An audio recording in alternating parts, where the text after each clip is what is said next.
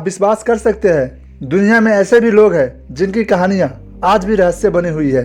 कुछ लोग अचानक गायब हो जाते हैं और कुछ की पहचान कभी भी पूरी तरह से सामने नहीं आती, और कुछ ऐसे भी होते हैं जिनकी जीवन एक अनसुलझी पहेली होती है। आज के इस वीडियो में हम आपके सामने पेश करेंगे 10 ऐसे रहस्यमय व्यक्ति की कहानियां जिनकी पहचान और जीवन की गहराइयां आज भी बड़ा रहस्य है। इन लोगों की कहानियां न सिर्फ दिलचस्प है बल्कि इनसे जुड़ी अनसुलझी पहेली भी हमें हैरान कर देती है। वीडियो के अंत तक बने रहें, क्योंकि हम बात करेंगे उस व्यक्ति की जो बिना किसी पहचान के पूरी दुनिया घूमते रहे, और उस रहस्यमय महिला की कहानी भी जानेंगे जिनकी रहस्यमय संदेश आज भी अनसुलझी है। इसके अलावा हम आपको एक ऐसे व्यक्ति से मिलवाएंगे जिनकी मृत्यु के बाद भी उनके बारे में सच्चाई का पता नहीं चल सका।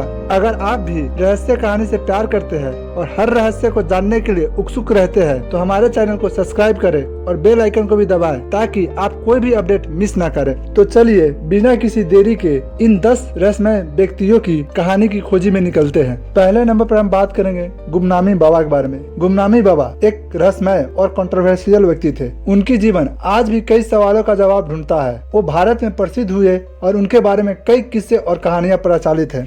गुमनामी बाबा का वास्तविक नाम और उनका पहचान आज भी स्पष्ट नहीं है। उनका पूरा नाम, जन्म स्थान और उनके बारे में अन्य व्यक्तिगत जानकारी पूरी तरह से अज्ञात है। उन्होंने अपने जीवन के अधिकांश हिस्से उत्तर प्रदेश के फरीदाबाद जिले के एक आश्रम में बिताए। उन्होंने साधु जीवन अपनाया और साधारण जीवन जीने के बावजूद कई लोगों की सहायता की। सबसे बड़ा रहस्य गुमनामी बाबा के बारे में ये था कि कुछ लोग का मानना था कि वो सुभाष चंद्र बोस है और उनके मृत्यु के बाद उनकी पहचान छुपाने वाले व्यक्ति थे। ये धारणा तब पैदा हुई जब उनके आश्रम में सुभाष चंद्र बोस से संबंधित कई वस्त्र और सामान मिले। कि भारत सरकार ने गुमनामी बाबा के जीवन और उनकी वास्तविक पहचान की जांच की, लेकिन ठोस निष्कर्ष पर नहीं पहुंच सकी। जांच के दौरान उनके आश्रम से मिले वस्त्र और सामान का विश्लेषण भी इस धारणा को साबित नहीं कर सका। गुमनामी बाबा की मृत्यु 1982 में हुई। उनके निधन के बाद उनके आश्रम की देखभाल और उनकी संपत्ति को लेकर भी विवाद हुआ।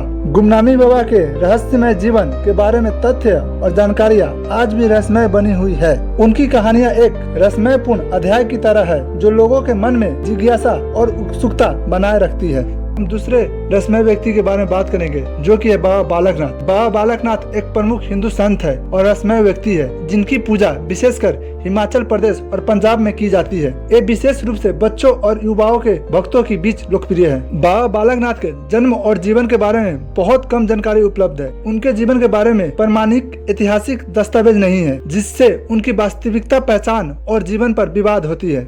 मान्यता है कि बाबा बालकनाथ ने ध्यान और तपस्या के माध्यम से दिव्य शक्ति प्राप्त किए और उन्होंने समाज में सकारात्मक प्रभाव डाले। कुछ लोग का मान्यता है कि उन्होंने खुद को गुमनाम रखा ताकि लोग केवल उनकी शिक्षाएं और आशीर्वाद पर विश्वास रखें। बाबा बालकनाथ के कई मंदिर हिमाचल प्रदेश और पंजाब में स्थित है। उनकी प्रमुख मंदिर हिमाचल प्रदेश के मणिकरण में स्थित है। यहाँ पर भक्त उनकी पूजा अर्चना करते हैं और उनके आशीर्वाद के लिए जाते हैं। कहा जाता है कि बाबा बालकनाथ ने अपने जीवन में कई चमत्कार किए और उनके भक्त उस अद्भुत कार्य के अनुभव साझा करते हैं। हमारे लिस्ट में तीसरे नंबर पर चाणक्य, जिन्हें कौटिल्य या विष्णुगुप्त के नाम से भी जाना जाता है, भारतीय राजनीतिक और शास्त्रों के एक प्रमुख व्यक्तित्व थे। वो चाणक्य नीति के लेखक और चंद्रगुप्त मौर्य के सलाहकार के रूप में प्रसिद्ध हुए। चाणक्य के व्यक्तिगत जीवन और उनके बारे में बहुत सारी जानकारी आज भी अस्पष्ट है। उनकी अधिकांश कहानियों और स्टेटमेंट ऐतिहासिक दृष्टिकोण से अस्पष्ट होती है। चाणक्य ने कई राजनीतिक षड्यंत्र और सत्ता संघर्ष में भाग लिया, जिनके कारण उनके जीवन में कुछ रहस्यमय पहलू है। उनके राजनीतिक और कूटनीतिक चालों आज भी अध्ययन के विषय बना हुआ है। मौर्य समाज की स्थापना के पीछे चाणक्य की भूमि और उनकी योजनाओं की गहराई और प्रभाव आज भी पूरी तरह से स्पष्ट नहीं है। हमारे लिस्ट में चौथे नंबर पर है अश्वत्थामा। अश्वत्थामा को महाभारत के युद्ध के बाद ब्रह्मास्त्र का प्रयोग करने के कारण अमरता का श्राप मिला। इसका मतलब है कि वो कभी मरेंगे नहीं, लेकिन हमेशा कष्ट में रहेंगे। ये श्राप उनकी दुविधा और जीवन की कठिनाई को और दर्शाता है। अश्वत्थामा की वर्तमान की स्थिति और उनकी जीवन की स्थिति के बारे में ऐतिहासिक या प्रमाणिक विवरण की कमी है। उनकी अमरता और जीवन की सच्चाई आज भी अस्पष्ट है। हमारे लिस्ट में 5वें नंबर पर है महंत अवैधनाथ। महंत अवैधनाथ एक प्रमुख धार्मिक नेता और गोरखपुर पीठ के प्रमुख थे। उनका राजनीतिक प्रभाव भी काफी अच्छा था, खासकर उत्तर प्रदेश में। उनकी राजनीतिक सक्रिय और धार्मिक जीवन के बीच के संबंध आज भी चर्चा का विषय है। महंत वैद्यनाथ ने कई बार विवादित बयान दिए, जिनमें से कुछ धार्मिक और सामाजिक मुद्दे पर थे। उनका बयान और उनकी राजनीतिक सक्रिय के कारण उन्हें विवादों का सामना करना पड़ा। महंत अवैधनाथ का रहस्य उनके धार्मिक और राजनीतिक प्रभाव, विवादित बयान और गोरखनाथ पीठ की भूमिका से जुड़ा है। उनके जीवन और कार्य के कई पहलू आज भी अस्पष्ट है। हमारे लिस्ट में 6ठे नंबर पर है संत तुकाराम। संत तुकाराम महाराष्ट्र के एक प्रमुख संत थे, जिनकी जीवन कथा में कई रहस्यमय पहलू है। उनके जीवन के वास्तविक घटनाएं और उनके समय के ऐतिहासिकता पर कई सवाल उठते हैं। तुकाराम की कई कहानियां और लीलाएं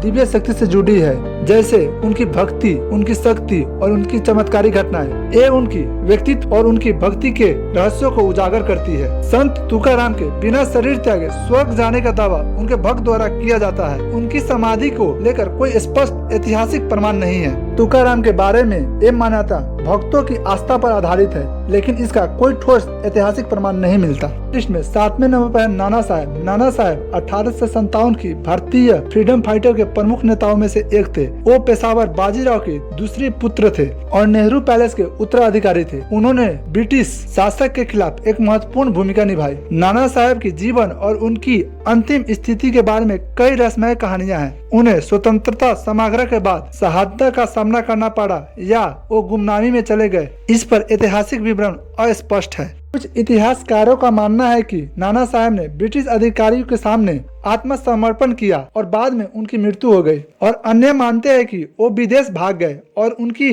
असली स्थिति आज भी अज्ञात है। साहब का रहस्य उनकी फ्रीडम स्ट्रगल में महत्वपूर्ण योगदान और उनकी गुमनाम मृत्यु से जुड़ा है। उनके जीवन और अंतिम स्थिति के बारे में आज भी कई प्रश्न अनसुलझे हैं। हमारे लिस्ट में 8वें नंबर पर चुप्पी साधे हुए यात्री। एक दिन एक व्यक्ति एक छोटे से गांव में आते हैं, लेकिन वो किसी से बातचीत नहीं करता। वो अपनी उपस्थिति को पूरी तरह से गुप्त रखता है और हर जगह चुप्पी साधे रहता है। यात्री एक साधारण जीवन जीता है। वो अपने सभी काम खुद करता है, परंतु कभी भी अपने बारे में जानकारी नहीं देता। उसके साथियों और गांववासियों के बीच कई अटकलें लगाई जाती है, लेकिन कोई भी उसकी वास्तविक पहचान को जानने में सफल नहीं होता। यात्री समय के साथ विभिन्न स्थान पर यात्रा करते हैं, लेकिन हर जगह अपनी चुप्पी और रहस्यमयता को बनाए रखता है। उनकी यात्रा के उद्देश्य और उनके पीछे की सच्चाई का पता लगाना असंभव होता है।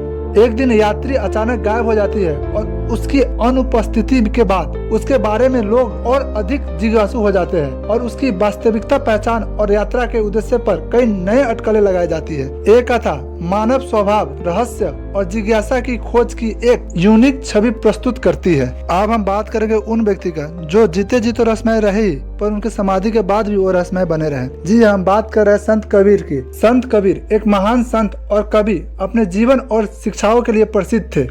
उनके मृत्यु के बाद उनका जीवन का एक रहस्यमय पहलू सामने आया, जो आज भी लोगों के बीच चर्चा का विषय है। संत कबीर ने अपने जीवन में सच्ची भक्ति और प्रेम का संदेश फैलाया, और जब उनकी मृत्यु का समय आया तो उनके भक्त उनके अंतिम यात्रा के लिए तैयार हो गए। संत कबीर की मृत्यु के बाद उनके शव को बनारसी में ले जाया गया। वहाँ जब उनके शरीर को समाधि के लिए तैयार किया गया तो एक अजीब घटना घटी। संत कबीर की समाधि के लिए जब उनके शव को खोला गया तो वहाँ केवल फूल और एक चादर पड़ी हुई मिली। शरीर गायब था। ये घटना उनके फॉलोअर के लिए चमत्कारी और रहस्यमय घटना की तरह थी। लोगों ने इसे संत कबीर की दिव्य और अलौकिक शक्ति के रूप में देखा। कुछ लोग मानते हैं कि संत कबीर ने अपने शरीर को त्याग कर आत्मा के रूप में आत्मसात कर लिया था। इस घटना ने संत कबीर की मृत्यु के बाद एक रहस्यमय कथा को जन्म दिया। उनकी समाधि के स्थान को लेकर भी दो प्रमुख मान्यता है। एक मान्यता के अनुसार उनकी समाधि बनारसी में है, जबकि दूसरे मान्यता के अनुसार उनकी समाधि पंजाब के एक गाँव में है। ये विभिन्नता भी उनकी जीवन के रहस्यमयता को बढ़ाती है। संत कबीर की एक कथा उनकी शक्ति और शिक्षाओं की गहराई को दर्शाती है, और उनकी जीवन और मृत्यु की रहस्यमयता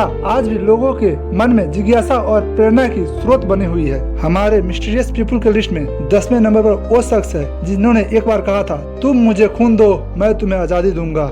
जी हाँ, हम बात कर रहे हैं नेता सुभाष चंद्र बोस जी के बारे में। सुभाष चंद्र बोस भारतीय स्वतंत्रता संग्राम के एक प्रमुख नेता थे, जिन्होंने भारतीय राष्ट्रीय सेना INA की स्थापना की और ब्रिटिश साम्राज्य के खिलाफ संघर्ष किया। उनकी नेतृत्व ने उन्हें भारतीय स्वतंत्र आंदोलन का एक प्राणदायक चेहरा बना दिया। चंद्र बोस की मृत्यु 1945 में ताइवान के ताइपो में एक हवाई दुर्घटना के रूप में दर्ज की गई। अधिकारियों के रिपोर्ट के अनुसार उनका प्लेन दुर्घटनाग्रस्त हो गया और उनकी मृत्यु हो गई, लेकिन उनकी मृत्यु के बारे में कई रहस्यमय अटकलें और कहानियां उड़ी। अधिकारियों के रिपोर्ट के अनुसार उनका प्लेन दुर्घटनाग्रस्त हो गया और उनकी मृत्यु हो गई, लेकिन उनकी मृत्यु के बारे में कई रहस्यमय अटकलें और कहानियां उड़ी। उनके मृत्यु के बाद कई लोगों ने दावा किया कि सुभाष चंद्र बोस जीवित है और कहीं और नाम जीवन जी रहे हैं। ये दावा उनकी अंतिम दिनों के रहस्य को और गहरा करता है। भारतीय सरकार ने उनके निधन की सच्चाई जानने के लिए कई आयोग की गठन किया, लेकिन कोई स्पष्ट निष्कर्ष नहीं निकला। सुभाष चंद्र बोस की गुमनामी और मृत्यु की रहस्यमय परिस्थितियां उनके जीवन की कहानी और भी रहस्यमय और रोमांचक बना देती है। उनके योगदान और उनके रहस्यमय अंतिम दिन आज भी लोगों को आकर्षित करते हैं। आज हमने top 10 mysterious people in India की कहानी साझा की। अगर आपको ये वीडियो पसंद आए तो लाइक और सब्सक्राइब जरूर कीजिएगा और कमेंट कर ये जरूर बताइएगा कि इन स्टोरी में से सबसे ज्यादा मिस्टीरियस आपको कौन सी स्टोरी लगी, और बेल आइकन को भी दबा लीजिएगा, क्योंकि हम लोग इस चैनल पर मिस्टीरियस और फैक्ट से जुड़े हुए वीडियो लेकर आते रहते हैं। और जब भी हम वीडियो अपलोड करें तो सबसे पहले आपके पास पहुंचे और आप देख पाए। मिलते हैं आपसे अगले वीडियो में, तब तक के लिए धन्यवाद।